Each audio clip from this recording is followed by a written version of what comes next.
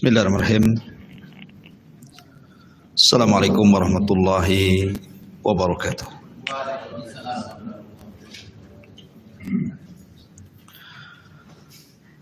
Alhamdulillah, wassalatu wassalamu ala rasulillah wa ala alihi wa sahbihi wa mawalah wa la hawla wa la quwwata illa billahi wa ba'du. Alhamdulillah, di malam hari ini kembali kita bisa duduk untuk bertalabul ilmi di Masjid Al-Fajri Jodo Batam. Salawat dan salam kita hadiahkan kepada Rasul kita Nabi besar Muhammad sallallahu alaihi wa ala alihi wasallam. Ma'asyiral muslimin yang dimuliakan Allah Subhanahu wa taala. Sekali lagi biasa kita mengkaji kitab sirah Rasul sallallahu alaihi wasallam. Tapi karena kita hendak menanggapi perkara-perkara yang sedang viral dan butuh penjelasan, maka malam ini kita akan menyingkap tentang hukum seputar pernikahan jin dan manusia. Kan ada kan lagi viral kan, bahwa kakek saya menikah dengan jin, bahkan ada fotonya mungkin waktu resepsi itu apa mungkin banyak jin yang datang, ngamplop enggaknya nggak tahu. Yang kita ingin bahas di sini tentang hukum menikah manusia dengan jin. Apakah mungkin dan terjadi pernikahan itu? Kalau memang terjadi, bagaimana pandangan ulama? Ma'asyiral muslimin yang dimuliakan Allah Subhanahu wa taala. Bicara tentang mungkinkah manusia menikah dengan jin, kita akan bicara mungkin atau tidak dulu, baru kita bicara hukum. Maka ulama mengatakan memang terjadi khilaf di antara ulama, apakah mungkin manusia itu menikah dengan jin. Pendapat yang pertama, dan ini pendapat Al-Imam Al-Mujahid, kemudian Al-Imam Al-A'mash dan juga Qatadah, serta sebagian besar dari madhab Hanafi. Bahkan ada yang menasabkan kepada perkataan Imam Malik, walaupun penasaban kepada Imam Malik ini ada yang mengkritik bahwa imkanu wuqu'i dzalik, memungkinkan ada manusia itu menikah dengan jin. Ini pendapat yang pertama. Pendapat yang kedua, mustahil. Tidak mungkin, bahkan mustahil manusia bisa menikah dengan jin. Dan ini pendapat Ishaq ibn Rahawayh dari madhab Syafi'i. Kemudian satu riwayat daripada Hasan Al-Basri. Kemudian juga yang dikuatkan oleh madhab Syafi'i dan juga Imam Al-Mawardi. Dan dari kalangan ulama kontemporer seperti Syekh Muhammad Rashid Ridha dan yang lainnya mengatakan mustahil. Mustahil ada orang menikah dengan jin. Nanti kita akan sebutkan dalil masing-masing. Adapun pendapat yang pertama yang mengatakan mungkin, ada jin menikah dengan manusia, mereka berdalil dengan surah Ar-Rahman ayat 56 ketika berbicara tentang bidadari-bidadari surga. Lam yatmithunna insun qablahum walajan, di mana bidadari itu tidak pernah tersentuh oleh manusia sebelum dan juga tidak pernah tersentuh dengan jin. Di sini ada penyebutan manusia dan jin. Artinya ini kan bicara tentang bidadari surga. Tapi kalau seandainya bicara tentang wanita-wanita dunia, berarti mungkin disentuh oleh jin dan manusia. Pemahamannya seperti itu. Kemudian dalil yang kedua, surah Al-Isra ayat 64. Di mana Allah mengatakan wasyarikhum fil amwali wal aulad. Di mana jin-jin atau syaitan-syaitan itu terkadang bersyirikat dengan mereka manusia dalam harta dan anak-anak. Kalimat bersyirikat di sini artinya orang-orang yang melakukan hubungan suami istri yang tidak membaca basmalah dan tidak ta'awud kepada Allah, maka mungkin ada jin yang berserikat dalam hubungan. Ketika ada memungkinkan berserikat dalam hubungan intim, seperti hadis Nabi SAW, idza jama'a ar-rajulu imra'atahu wa lam yusammi intawa syaitanu ila ihlilihi fayujami'u ma'ah. Apabila seorang laki-laki menggauli istrinya dan tidak baca basmalah, maka setan ikut bergabung dan ikut melakukan persetubuhan di situ. Berarti memungkinkan setan itu menikah dengan jin karena bersyirikat dalam hubungan suami istri. Ma'asyiral muslimin yang dimuliakan Allah Azza wa Jalla, ini diantara dalil bahwa mungkin jin itu menikah dengan manusia. Adapun dalil yang mengatakan mustahil, tidak mungkin jin itu menikah dengan manusia, satu dalilnya surah Ar-Rum 21.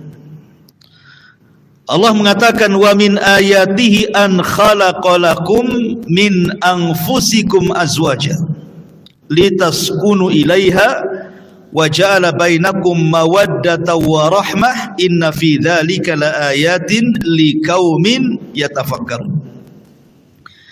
Dan dari tanda-tanda kuasa Allah, Allah menciptakan bagi kalian dari diri kalian atau jenis kalian azwaja, pasangan masing-masing.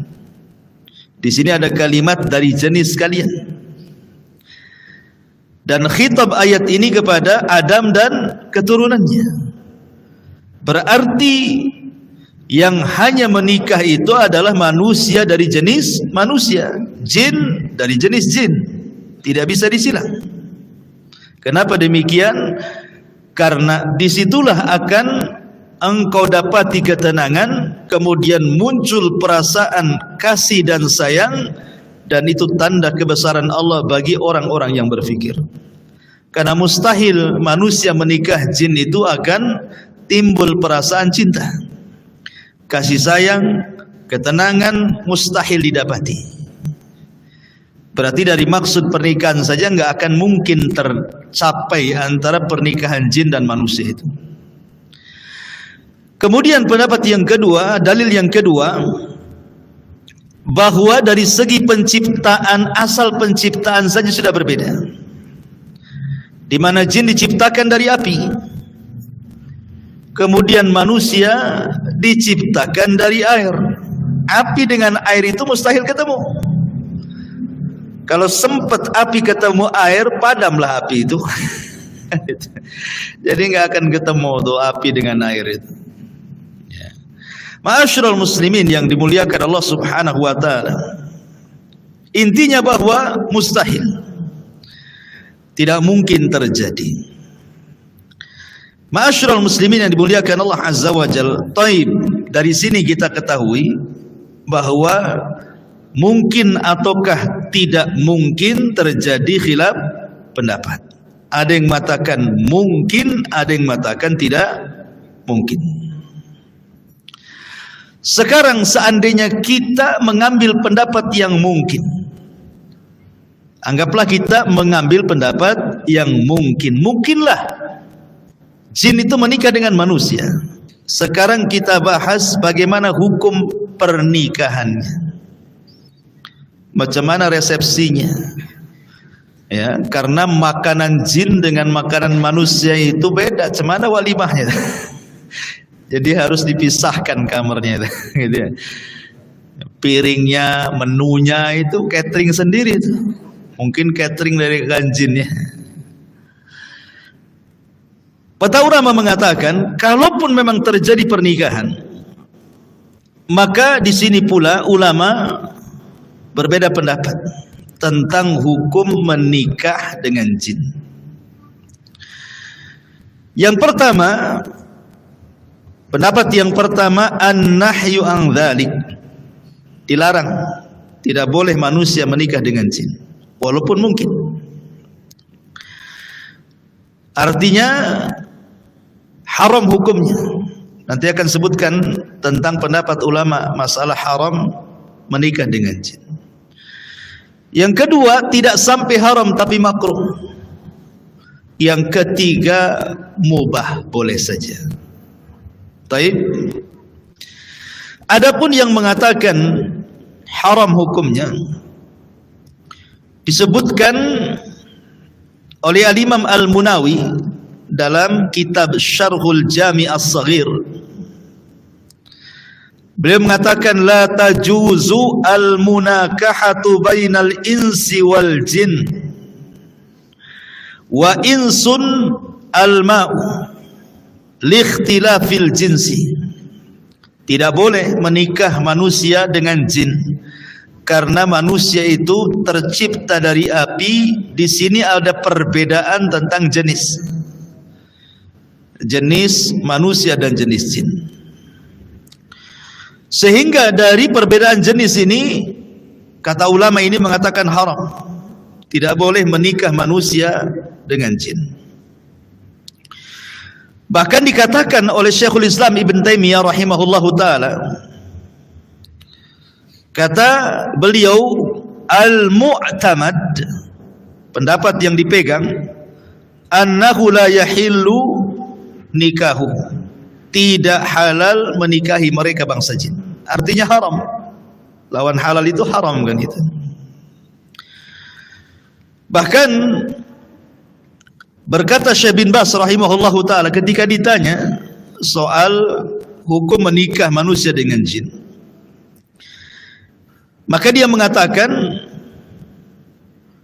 hadza fihi khilaf. Memang ini ada khilaf di antara ulama, beliau tidak mengingkari. Tapi beliau mengatakan la yumkin at-tahaqquk min islamihim wala dinihim. Sekarang kita tahu, okelah mungkin, karena ini khilaf di antara ulama. Bagaimana anda mengetahui bahwa pasangan anda dari kalangan jin ini, kata Syekh bin Baz, agama mereka betul-betul Islam? Ya. Bagaimana cara mengetes agamanya, kan begitu? Maka beliau mengatakan fala yambagi at-tazawwuj minhum bil kulliyah, maka tidak layak siapapun menikah dengan bangsa jin secara mutlak, karena jin itu para pendusta. Bisa saja dia bukan muslim ngaku muslim untuk menyesatkan orang. Ini menurut Syekh bin Baz rahimahullahu taala. Kemudian ada juga yang mengatakan makruh. Tetapi ada juga yang mengatakan boleh, di antaranya pendapat Imam Ibnul Arabi Al-Maliki. Nikahuhum jaizun aklan, nikah mereka boleh secara akal. Dan juga dikuatkan oleh Al-Imam Ibnul Imad Asy-Syafi'iyah. Asy-Syafi'i, Ibnul Imad Asy-Syafi'i yang bermadhab Syafi'i mengatakan dibolehkan. Tapi pendapat yang kuat, ma'asyiral muslimin yang dimuliakan Allah Azza wa Jalla, tidak boleh, haram manusia menikah dengan jin. Ada beberapa hal kalau kita kupas sedikit tentang madarat menikah jin dan manusia ini. Pertama, nikah secara syar'i itu untuk ulfah. Ulfah itu maksudnya supaya terhubung perasaan cinta antara suami ke istri atau sebaliknya. Kemudian sukun, ketenangan. Kemudian al-isti'nas, ya, supaya terus-menerus menjadi teman hidupnya. Dan juga al-mawaddah, dan juga kecintaan. Sementara apabila manusia menikah dengan jin, tidak mungkin mendapatkan ini semua, mustahil. Bagaimana caranya? Karena bentuk jin itu sendiri menakutkan, ya kan, menakutkan kan. Sampai ada seorang syekh meruqyah. Jadi orang ini kemasukan jin paling cantik di kabilahnya. Seorang syekh meruqyah. Siapa kamu? Katanya. Saya jin. Laki-laki atau perempuan? Perempuan. Cantik tidak? Cantik. Bahkan tercantik di kabilahnya. Ketika dijelaskan bagaimana bentukmu, dia mengatakan saya punya 10 kaki. Itu jin yang paling cantik. Kakinya 10. Berarti antum bisa bayangkan gurita. Itulah kayak gurita. Coba, karena jin itu tidak mungkin menikah dengan manusia kecuali tasyakul kan. Kecuali dia sudah menghabiskan kekuatannya untuk beralih rupa. Itu sudah lemah dia. Kemudian di sini juga yang kedua, bahwa lam yarid al-idhnu minasyar'i fi dzalik. Tidak ada dalil yang membolehkan menikahnya seorang manusia dengan jin. Berdasarkan surah An-Nisa, fankihu ma taba lakum minan nisa. Nikahilah wanita-wanita yang kau sukai. Sementara kalimat nisa ini khusus untuk manusia, bukan untuk jin. Maka selain itu tidak boleh. Berarti kalau seandainya menikah dengan jin dianggap haram. Ketika haram tidak sah, ketika sah berzina. Ya.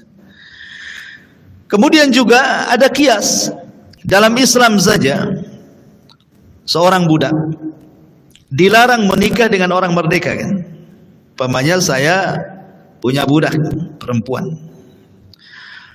Islam melarang, tidak boleh seorang tuan menikahi budaknya. Kenapa? Karena akan terjadi madarat. Madaratnya apa? Sebab kalau bayi ini lahir, maka anaknya akan menjadi merdeka karena ikut nasab bapaknya kan? Dan anaknya lebih tinggi derajatnya dibandingkan ibundanya. Ibundanya masih budak, sementara anaknya statusnya merdeka. Inilah yang disabdakan Nabi SAW ketika ditanya oleh Jibril tentang tanda-tanda kiamat. Antalidal amatu rabbataha. Ketika ada seorang budak melahirkan tuannya. Lah kalau orang merdeka dengan budak saja dilarang dalam Islam karena ada madarat, bagaimana manusia menikah dengan jin? Tentu lebih madarat. Lebih madarat lagi. Ya. Kemudian kalau seandainya memang hamil gitu ya, baik jinnya yang hamil karena perempuannya dari jin, atau manusia yang hamil gitu ya karena pernikahan dengan laki-laki dari jin, itu nanti kalau lahir kayak apa itu anaknya? Ya. Kalau umpamanya kakeknya nikah sama jin, anaknya jadi apa? Jadi setan. Ya. Ma'asyiral muslimin yang dimuliakan Allah Azza wa Jalla. Jadi banyak pertanyaan yang susah dijawab nantinya. Kemudian juga Al-Imam Al-Mawardi beliau mengatakan ini mustangkarun lil ukul, enggak bisa dicerna menikah dengan jin dan manusia, litabayunil jinsaini, karena berbeda jenis, wa ikhtilaf at-tab'aini, karena berbeda tabiat. Sudah jenisnya beda, tabiatnya pula berbeda. Kemudian juga bentuk badannya kita tidak tahu. Kecuali kan dia tasyakul saja. Kalau dia memang beralih rupa bolehlah kan itu ya, nampak gitu. Tapi kalau dalam bentuk asli, cemana dia tahu bentuk aslinya seperti apa? Sehingga karena sudah berbeda jenis, berbeda tabiat gitu ya. Yang satu bentuknya jasmani, yang satu bentuknya ruhani. Cemana akan ketemu jasmani dengan ruhani? Makanya kata beliau ini mustangkarun lil uqul, mustahil nih, enggak bisa dicerna, kata Imam Al-Mawardi rahimahullahu taala. Kemudian juga di antara madaratnya juga adalah disebutkan di sini, yatarattab alaihi mafasid katsira, maka akan banyak kerusakan di dalamnya.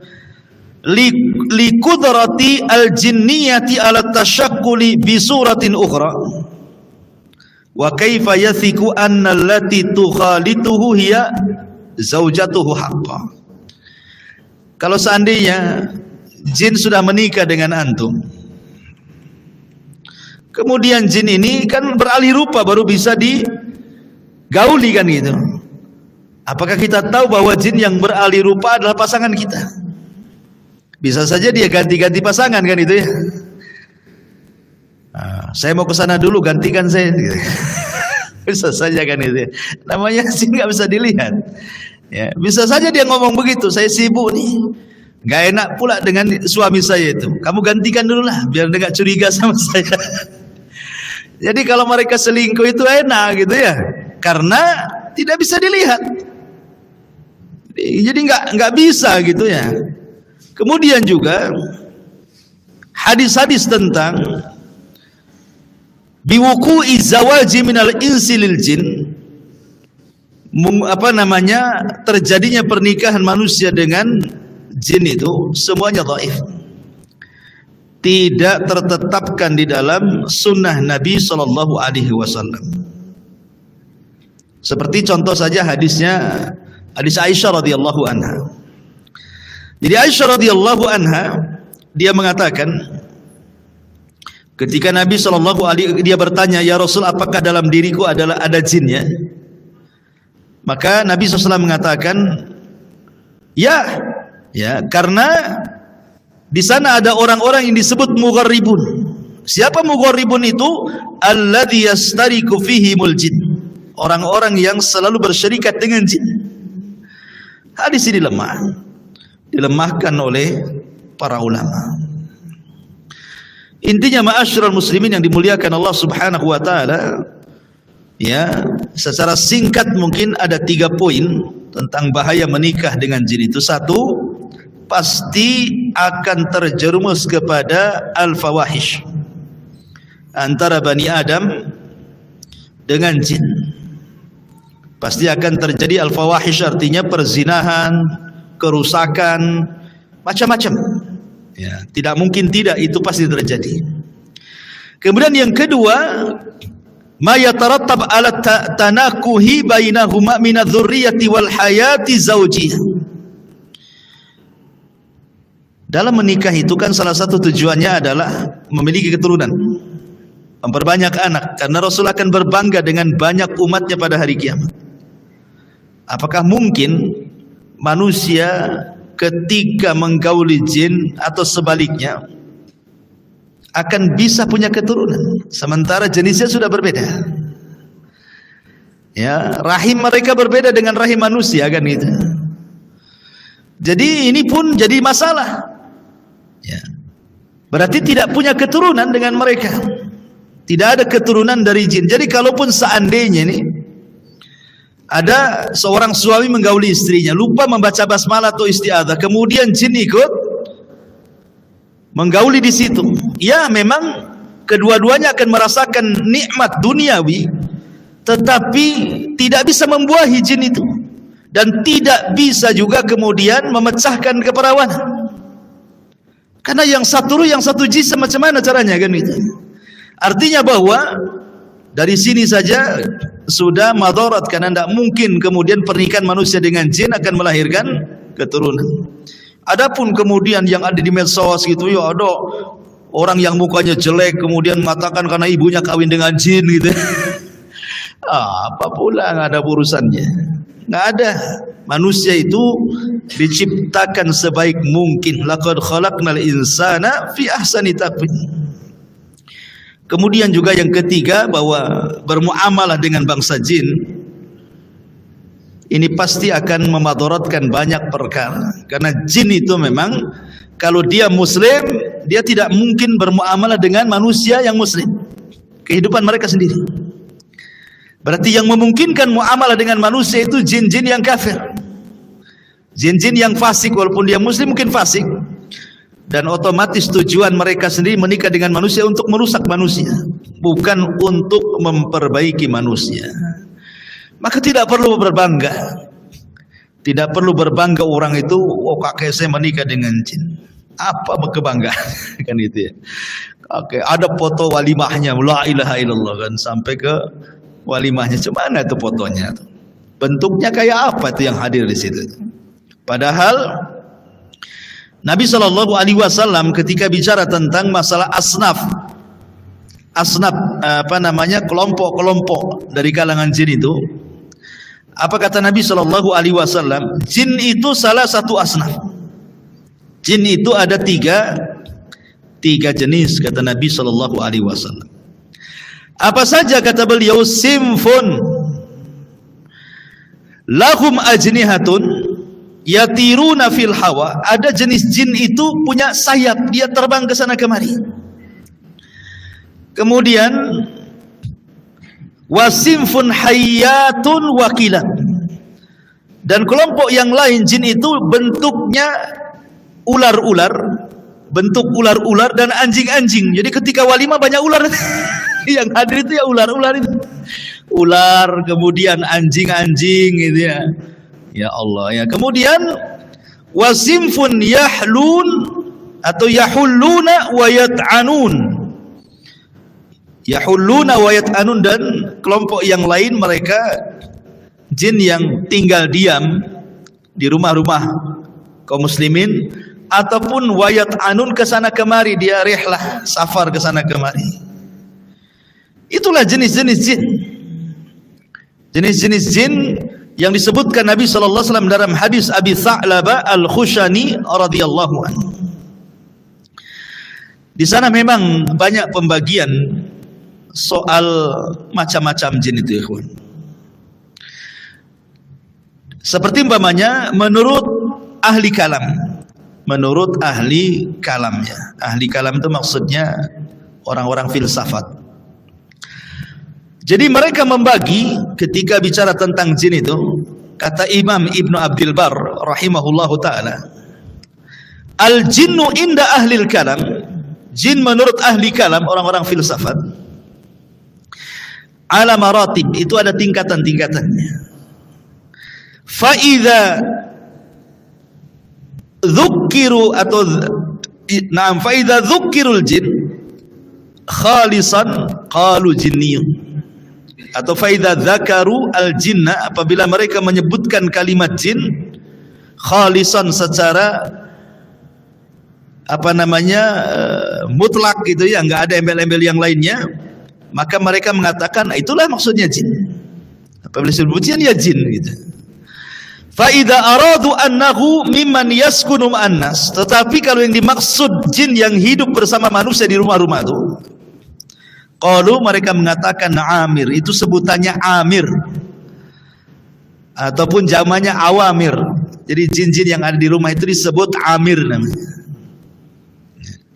Kemudian fa in kana mimman ya'ridu lisibyan qalu arwah. Tapi kalau yang dimaksud jin-jin yang suka main-main dengan anak-anak, mempermainkan anak-anak tuh seperti anak-anak indigo gitu ya. Gitu suka dimain-mainin sama jin itu. Karena jin ini terkadang kalau tasyakul itu suka mewarna-warnai badannya. Untuk apa? Menakut-nakuti. Jadi kalau antum ke tempat gelap-gelap itu, kadang-kadang ada mungkin sekilas gitu ya, ada warna putih lewat gitu ya, atau warna-warna yang lainnya. Itu memang jin seperti itu. Jin itu terkadang mereka menakut-nakuti manusia itu dengan menggunakan warna-warna di badannya. Tasyakulnya itu dengan talawun, mewarnai badannya. Kayak antum di lampu merah itu ada manusia silver tuh. Kayak gitulah manusia silver ya, itu kan jin itu seperti itu. Jadi kadang-kadang antum lewati kuburan, tiba-tiba pohon pisang jadi setan. Setelah betul-betul ditengok, ternyata pohon pisang. Tapi kalau sekilas itu kayak ada bayangan gitu ya, itu setan, itu jin yang nakut-nakuti kita.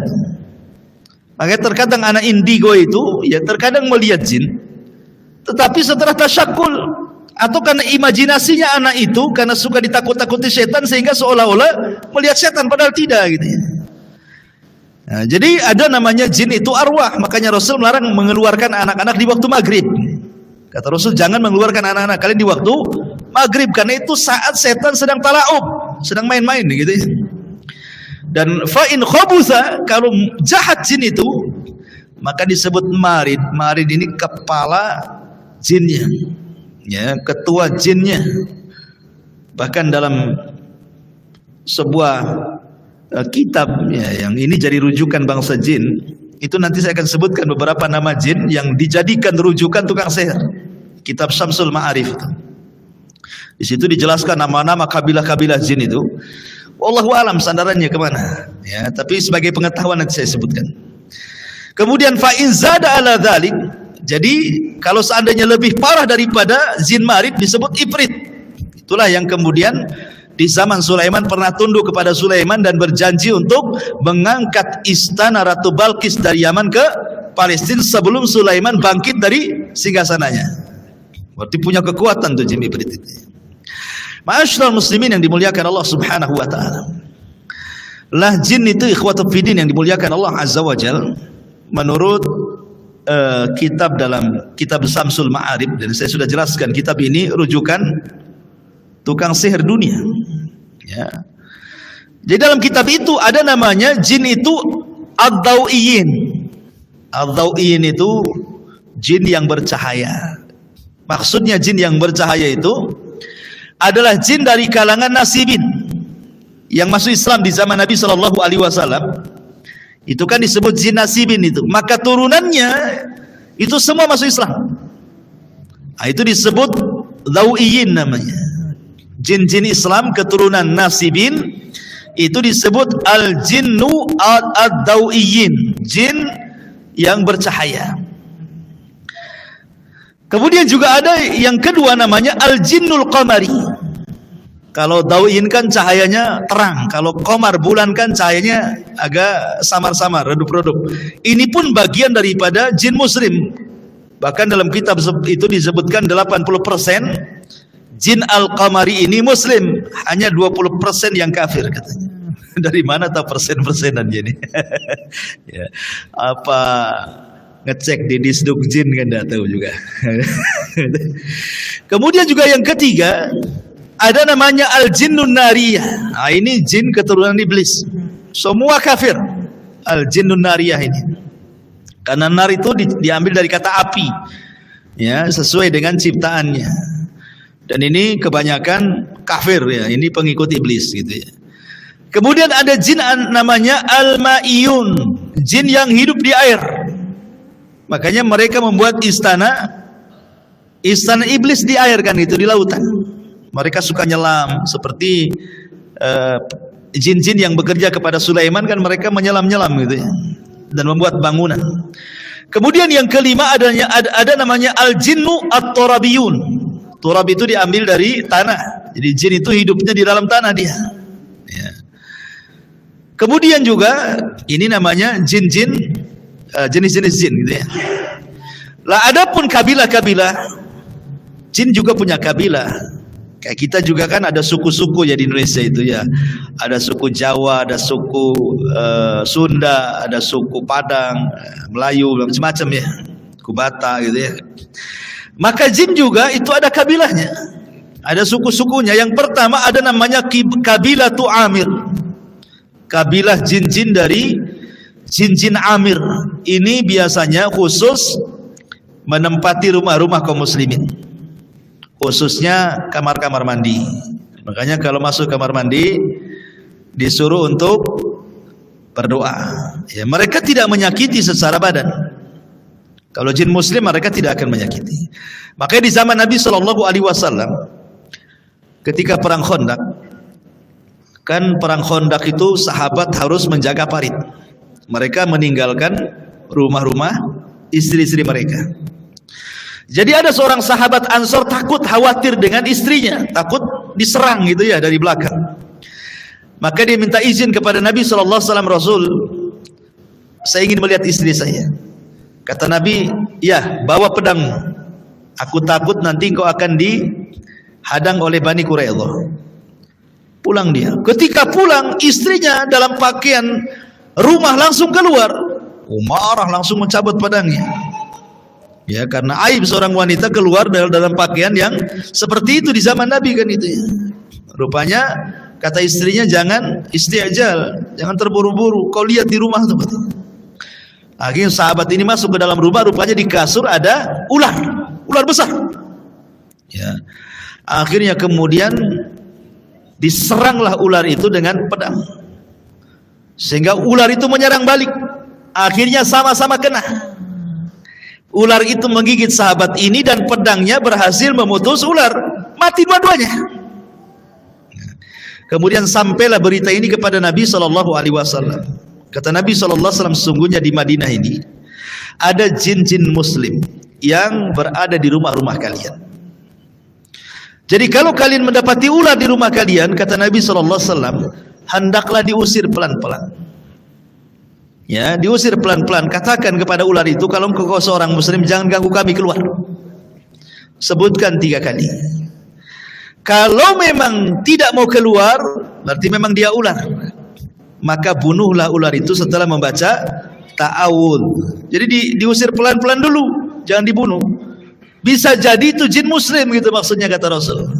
Ya, jadi ada jin-jin itu hidup di rumah-rumah gitu. Ini dalam kitab tersebut ada namanya kabilah Amir gitu. Ada kabilah Qarin. Kabilah Qarin itu yaitu yang suka sama orang, itu tidak lepas dari orang, itu disebut jin Qarin namanya. Yang suka ngasih was-was ke badan kita ini, suruh berbuat jahatlah kau gitu ya, maling kau, korupsi kau gitu ya. Dia bisik-bisikan aja tuh, ya bunuh saja tuh, tembak saja kan itu, woi tembak kan, gitu kan. Jadi dia bisik-bisikin tuh, ya. Jadi kalau sudah bisik-bisik itu namanya jin Qarin tuh. Kadang-kadang dukun ini sok ngawur, ya memang mereka ngawur. Bukan hanya ngawur, mereka para pendusta gitu. Maksudnya gini, sebagian dukun itu menganggap bahwa bisa mengislamkan Qarin mereka, bisa memerintahkan Qarin mereka. Mana bisa?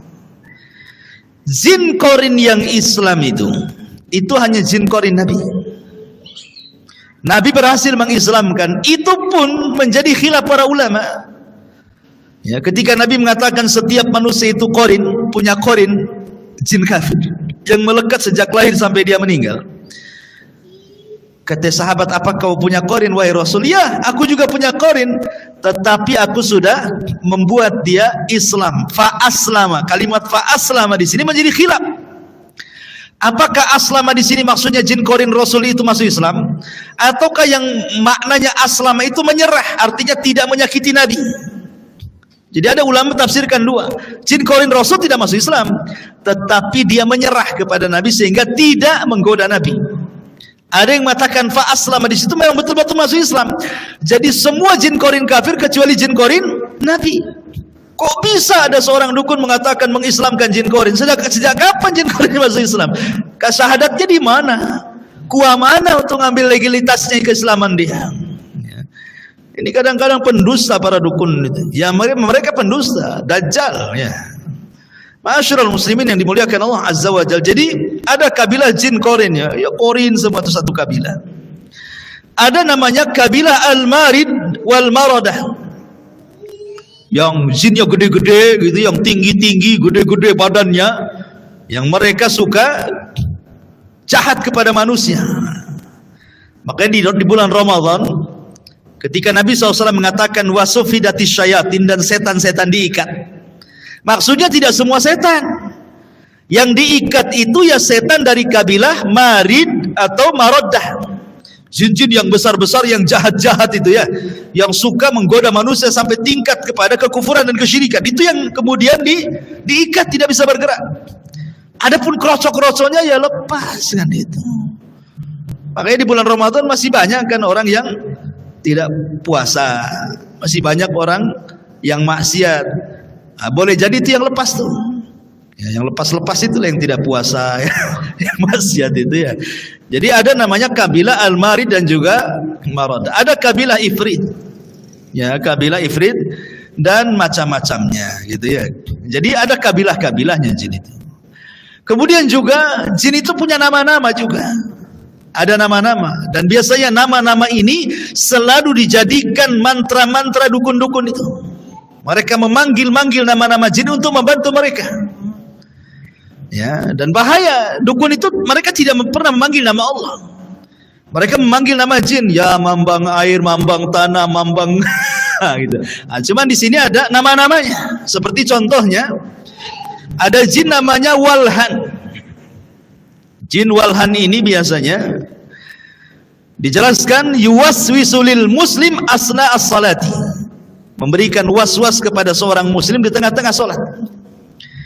Dia masuk ke perut, kemudian buat bunyi-bunyi kerebak-kerebuk, kerebak-kerebuk gitu kan. Kemudian disangka kentut padahal tidak, akhirnya membatalkan sholat. Kata Rasul, jangan kamu berpaling dari sholatmu kalau hanya mendengar suara perut, kecuali kalau sudah keluar dan terdengar ledakannya.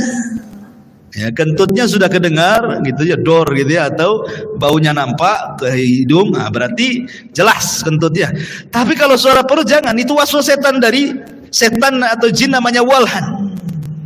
Atau ketika tidak berhasil lewat perut, masuk ke pikiran, kemudian mengingatkan benda-benda atau janji-janji yang di luar sholat tidak ingat. Oh iya, hari ini kan ada janji, padahal lagi sholat tuh. Ketika luar sholat tidak ingat janji itu. Ketika luar sholat tidak tahu benda di mana. Ketika sholat kau tahu, oh iya, letakkan di dapur, bego kali aku katanya. Kan itu ya. Ya. Jadi itu namanya Walhan. Kemudian ada namanya selain Walhan namanya Zalnabun. Zalnabur.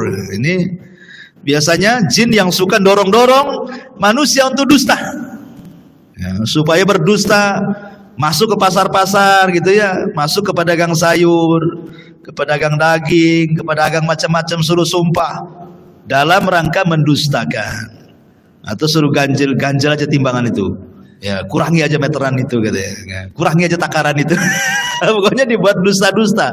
Itu namanya jin Zalnabur. Nah, itu ya. Itu biasanya suruh sumpah-sumpah dan suruh dusta. Nah, itu banyak di pasar itu yang satu ini.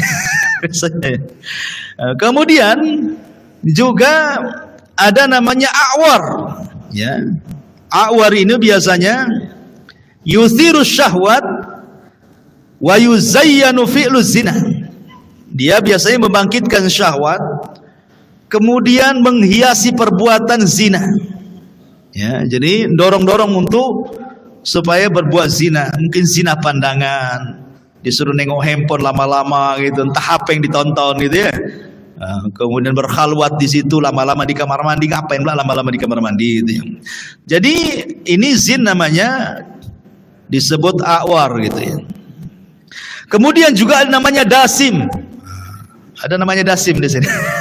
Itu nama jin tuh, Pak Dasim ya. Dasim ini juga yuthirul fitnata bainal azwaj. Nah, itu yang suka dorong-dorong suami istri suruh tengkar. Ya, biasanya masuk ke was-was ke istri-istri antum biasanya. Ini Pak Dasim ini masuk ke istri-istri antum, disuruh cerewet gitu ya sama antum supaya antum kesel gitu ya. Disuruh nguas-wasin, minta tambah belanjanya gitu ya. Disuruh nengok istri tetangga banyak emasnya gitu.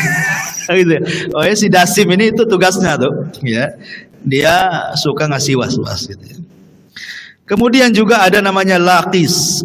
Lakis ini min banati iblis. Dia termasuk anak-anak perempuan iblis yang mengganggu wanita-wanita untuk supaya melakukan kemungkaran. Ya, terkadang masuk ke wanita-wanita akhirnya tidak mau nikah. Ya, itu masuk pada jin al-asyik namanya. Jadi orang yang sudah 40 tahun, biasanya perempuan sudah mapan, sudah punya pekerjaan, itu tidak mau nikah. Ah, ngapain susah gitu ya kan? Kalau saya nikah harta saya habis dimakan suami saya. Gitu ya kan? Jadi ada orang-orang yang nggak mau nikah tuh. Ya, yang laki-laki juga sama ya, nanti kemasukan jin ini. Kemudian ada namanya jin ini ad-dahar. Ad-dahar yu'dzil bashar fi ahlamihim wa yurawwi'uhum, ya, wa yurawwi'uhum. Jadi yu'dzil bashar fi ahlamihim wa yurawwi'uhum. Jadi ad-dahar ini dia nama jin yang suka masuk ke mimpi-mimpi orang. Ya, kemudian menakut-nakuti dalam mimpinya tuh. Dia masuk dalam mimpi itu. Kemudian dia membuat dalam mimpinya seolah jadi genderuwo gitu ya. Kemudian jadi binatang-binatang buas gitu ya. Pokoknya dia menakut-nakuti dalam mimpinya. Makanya mimpi basah sekalipun itu bukan dari Allah, bukan mimpi baik mimpi basah itu. Mimpi basah itu dari setan. Makanya para nabi tidak pernah mimpi basah. Ya. Tidak ada satupun nabi yang mimpi basah. Kenapa? Karena mimpi basah maksudnya mimpi berhubungan suami istri dalam mimpi itu dari setan. Terkadang kiriman sihir. Pamannya antum dalam mimpi gitu kan menggauli tetangga antum. Diceritakan pula sama istri. Kacau antum ini. Jangan diceritakan sama istri. Dek, semalam saya menggauli tetangga sebelah. Ya, wazalah itu ya. Jangan diceritakan. Itu mimpi buruk jangan diceritakan. Ya, itu namanya dahar itu. Ya. Kalau dahar orang Sunda ya makan. Maksudnya dahar di sini nama jin. Ada namanya jin itu tamrih. Ya, itu yunshirul kasal wa adamul qudrati alal qiyam bil wajibat. Nah, si tamrih ini dia masuk ke manusia membuat malas ibadah. Kemudian tidak mau melakukan hal-hal yang wajib. Dia malas sholat gitu ya. Pokoknya malas berbuat baik sama orang tua. Pokoknya yang wajib-wajib itu malas dia melakukannya. Termasuk juga ada namanya jin namanya sabrun ya, atau sabar ya. Pakai sa. Yusaidu ala latmil waji. Itu dorong-dorong orang untuk mukul. Kalau mukul itu pukul wajah, pukul wajah. Makanya dalam Islam tidak boleh mukul wajah. Kata Rasulullah tadribil wajah, jangan pukul wajah. Dalam kondisi apapun suami marah sama istri jangan pukul wajah. Pukul yang lainnya saja. Ya, jangan wajahnya. Ya. Kemudian juga ada namanya miklas. Miklas ini yukiul adawata wal baghdha bainan nas. Dia suka nyulut kompor dia. Supaya orang musuhan, supaya orang kemudian bertengkar gitu ya dan lain sebagainya dan lain sebagainya. Lah ini penamaan-penamaan seperti ini secara nas Al-Qur'an atau hadis Nabi SAW memang tidak ada. Tapi tercantum dalam kitab yang jadikan rujukan para dukun seperti Samsul Ma'arif. Kemudian kitab-kitab yang semakna yang sudah saya jelaskan ke antum. Lah nama-nama inilah yang kemudian dipanggil-panggil mereka itu. Ya, nama-nama jin inilah untuk kemudian memanggil mereka dan menolong keinginannya. Makanya tidak boleh seseorang itu memanggil-manggil kecuali nama Allah Subhanahu wa taala.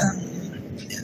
Ma'asyiral muslimin yang dimuliakan Allah Subhanahu wa taala. Baik.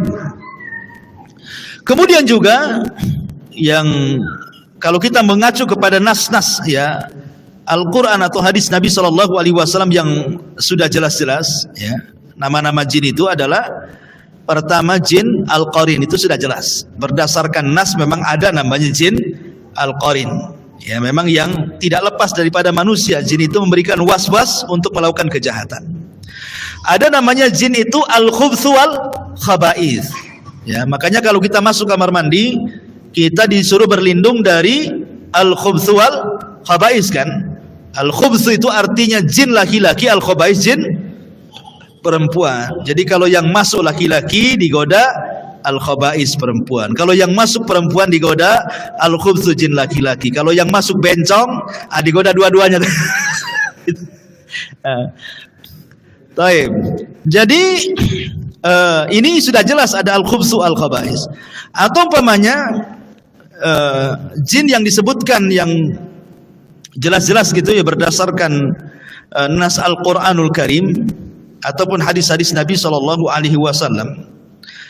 Seperti contohnya apa ya? Jin hammam tadi sudah jelas ya, kamar mandi, atau jin al-asyik. Ya, jin al-asyik ini jin yang suka membuat anak muda tidak mau kawin, perempuan tidak mau kawin gitu ya, kemudian dihayalkan untuk maksiat. Ya, anak-anak muda memilih maksiat dibandingkan menikah. Ya, dibandingkan menikah itu karena kemasukan jin al-asyik namanya. Nah, itu juga dibahas oleh para ulama dan lain sebagainya. Artinya ketika kita menetapkan tentang nama-nama dan syaitan dan jin, sebaiknya karena mereka adalah alam gaib, kita tidak pernah bersentuhan dengan mereka. Ya, karena buat apa? Kehidupan mereka sudah berbeda dengan kehidupan kita. Lalu untuk apa kita bersentuhan dengan mereka kan? Karena biasanya yang bersentuhan dengan kalangan jin itu adalah mereka para dukun, karena para dukun itu mengaku hal gaib, dan orang yang mengaku mengetahui ilmu gaib itu ada dua macam. Pertama, menggunakan jasa setan, istihdamu syayatin, dan mereka adalah musuh para nabi, ataupun sok tahu ilmu gaib, tidak menggunakan setan, dan mereka para dajjal, para penipu. Ya, itu saja kan gitu ya. Karena tapi masalahnya dukun-dukun sekarang tidak mau dibilang dukun. Sepersis kayak riba gitu ya. Jangan dibilang riba, bunga bang gitu. Jangan dibilang khamar, jus, jeruk gitu ya. Tapi dimakan teler dia kan. Jangan dibilang dukun, bilang aja orang pintar gitu ya. Jadi kadang-kadang disamar-samarkan dia, emang begitu. Kebatilan itu harus disamarkan supaya manusia terperangkap dalam kebatilan. Ma'asyiral muslimin yang dimuliakan Allah Azza wa Jalla. Wallahu a'lam, mungkin saya tidak lama-lama ya kan, jam 9 karena juga cuaca dingin di luar. Insyaallah ini saja yang bisa saya sampaikan. Mudah-mudahan ada manfaatnya. Kita tutup dengan doa kafaratul majlis. Subhanakallah bihamdika asyhadu an la ilaha illa anta astaghfiruka wa atubu ilaik. Allahu ta'ala alam. Assalamualaikum warahmatullahi wabarakatuh.